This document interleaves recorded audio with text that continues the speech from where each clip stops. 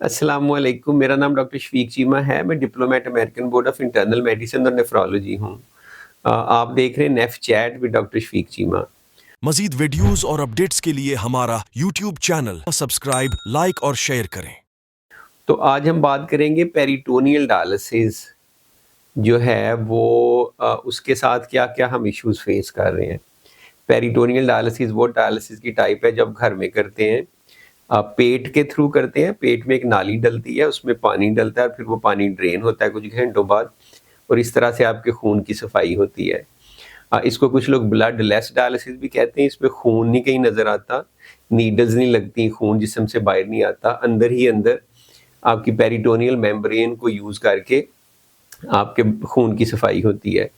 अब ये वीडियो का टाइटल ये कि why peritoneal dialysis is not for everyone और हमें पाकिस्तान में क्या-क्या इश्यूज़ फेस हम कर रहे हैं। व्हाई डिड आई से कि why peritoneal dialysis is not for everyone, क्योंकि मेरे ख्याल में इसमें पेशेंट सिलेक्शन बड़ी इंपॉर्टेंट है कि किस पेशेंट में आप शुरू करते हैं। अगर आप राइट पेशेंट सेलेक्ट करते हैं और प्रॉपर करते हैं तो ये बहुत अच्छी ट्रीटमेंट है। मैंने बहुत ज़्यादा वीडियो बनाई है इसकी फ़ेवर में, इसको प्रमोट करने के लिए, क्योंकि इसके बेनिफिट्स हैं। पाकिस्तान में होता नहीं था, अल्लाह का शुक्र है कि उन काविशों का नतीजा ये कि बहुत ज़्यादा पेशेंट अप्रोच करते हैं, अवेयरनेस क्रिएट हुई है और इसके बहुत से बेनिफिट भी हैं। आपको सेंटर में नहीं जाना पड़ता, इन्फेक्शन का चांस कम होता है और आपका ज़्यादा कंट्रोल होता है। और इससे जो है वो आपका रेजिडुअल रीनल फंक्शन यानी जो आपका गुर्दा काम करता रहता है, पेशाब आता रहता है, वो देर लंबा अरसा चलता रहता है। तो बहुत सारे बेनिफिट्स हैं, लेकिन वैसे ओवरऑल अगर हम इस डायलिसिस को हीमोडायलिसिस से कंपेयर करें तो कोई सिग्निफिकेंट फ़र्क नहीं है। जिसका मेरा कहने का मतलब ये है कि जिसको जो डायलिसिस करना है वो कर सकता है।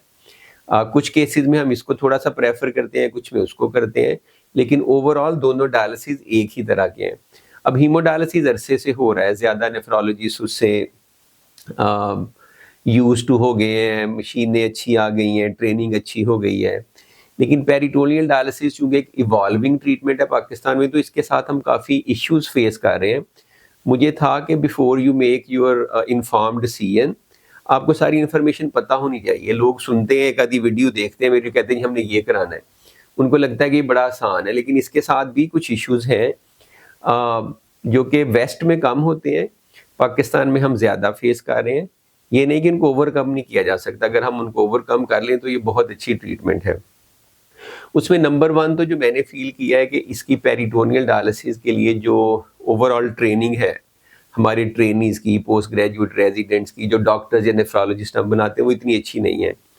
80-90% सेंटर्स या हॉस्पिटल या प्रोग्राम ऐसे हैं, जिनमें जो प्रोग्राम डायरेक्टर है, सुपरवाइज़र है, उसका अपना ही एक्सपीरियंस नहीं है, उसकी अपनी ट्रेनिंग ही नहीं है, उसने कभी कोई पेशेंट पेरिटोनियल डायलिसिस पे किया ही नहीं। तो वो तो राइट अवे डिस्करेज कर देते हैं या वो आगे ट्रेनिंग कैसे देंगे। तो बहुत सारे लोग जो वहाँ से ग्रेजुएट करते हैं, जब कोई मरीज़ उन्हें अप्रोच करता है तो वो कहते हैं जी ये तो ट्रीटमेंट ठीक है ही नहीं, या अगर वो करने की कोशिश करते हैं तो उसमें फिर मिस्टेक्स होती हैं, प्रॉपर पेशेंट सिलेक्शन नहीं होती। तो डॉक्टर्स की, नेफ्रोलॉजिस्ट की ट्रेनिंग भी थोड़ी लैगिंग बिहाइंड है, इंशाल्लाह फ्यूचर में हो जाएगी। स्टाफ की ट्रेनिंग भी अच्छी नहीं है, जो नर्सिज़ हैं, टेक्नीशियन हैं, वो बेचारे ज़िंदगी में कभी ट्रेन ही नहीं हुए और उनको ट्रेन करने वाले भी वो लोग हैं जिनकी बहुत ज़्यादा अच्छी ट्रेनिंग नहीं है। तो ये एक बहुत बड़ा मेरे ख्याल में ड्रॉबैक है, जो इश्यू है कि जब डॉक्टर अच्छा ट्रेन नहीं है और आगे फिर नर्सें अच्छी ट्रेन नहीं है, तो मरीज़ को आप अच्छा ट्रेन कैसे करेंगे? तो जब ये सारी चीज़ें होती हैं, आप अच्छा ट्रेन नहीं कर सकते, तो उससे फिर इश्यूज़ आते हैं। तो which brings me to the second point जो कि मैंने रिसेंटली देखा है कि इंक्रीज़ रिस्क ऑफ पेरिटोनाइटिस, जो पेट की पेरिटोनियल मेम्ब्रेन है उसका इन्फेक्शन होता है, जो कि बड़ा सीवियर होता है, पेट में दर्द होती है, फ्लूइड क्लाउडी होता है, कैथेटर से पानी निकलना कभी बंद हो जाता है। तो ये एक मेडिकल इमरजेंसी है, इन्फेक्शन की तरह, जैसे निमोनिया होता है। तो हमने देखा है कि इसका रिस्क भी पेरिटोनाइटिस का as compare to rest of the world बाकी दुनिया से ज़्यादा है। उसमें बहुत सारे फैक्टर्स हैं, एक वही ट्रेनिंग वाला फैक्टर आ जाता है। दूसरा, पेशेंट्स की जब अच्छी ट्रेनिंग नहीं होती है, उसको फॉलो नहीं करते बिकॉज़ ऑफ एजुकेशनल लेवल, घर की हाइजीनिक कंडीशन, हैंड हाइजीन, या उसमें लैप्सेस आते हैं तो पेरिटोनाइटिस होता है। यानी मेरे को 4-5 पेशेंट रिसेंटली उनको सीवियर एपिसोड्स ऑफ पेरिटोनाइटिस हुआ है। एक ही हमें कैथेटर निकालनी पड़ी है, एक पेशेंट को बहुत ही सीवियर था, एक पेशेंट को जब से कैथेटर डली है बार-बार इन्फेक्शन हो रहा है। तो ये risk rest of the world में कम है क्योंकि वहाँ ऑपरेशन थिएटर्स अच्छे हैं, वहाँ से इन्फेक्शन नहीं होता, सारे प्रोटोकॉल्स और सारी चीज़ें फॉलो होती हैं।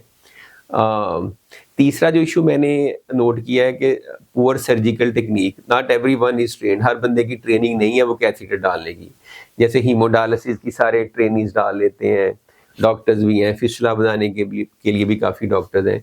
इसकी कुछ गिने-चुने लोग हैं और उनकी भी ट्रेनिंग बस इसी तरह से हुई है कि एप्रोप्रिएट बहुत अच्छी ट्रेनिंग नहीं है।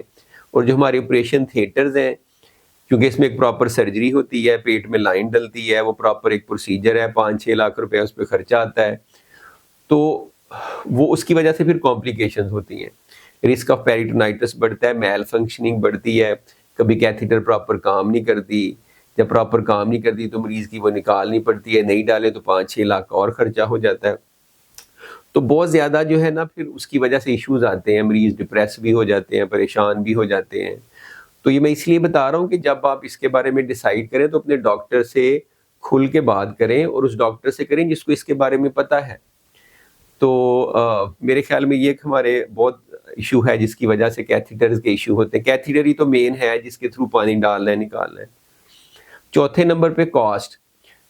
हीमोडायलिसिस तो सेहत सहूलत कार्ड पे भी है और कम पैसों पे भी हो जाता है। इस पे लाख से 1.5 लाख रुपया, अगर आप मैनुअली करें तो लाख, मशीन से करें तो 1.5 लाख रुपया महीने का मिनिमल खर्चा आता है, जो कि हर बंदा अफोर्ड नहीं कर सकता। तो पहले आपको कॉस्ट का भी पता होना चाहिए कि वो भी एक फैक्टर है। तो ये उन लोगों को करना चाहिए जो कि इसमें अफोर्डेबिलिटी जिनकी हो। तो इसमें पेशेंट सिलेक्शन इम्पॉर्टेंट। अगर किसी पेशेंट को आप चैरिटी पे या उस पे कुछ अरसा फ्लूइड दे भी देंगे तो इशू होगा।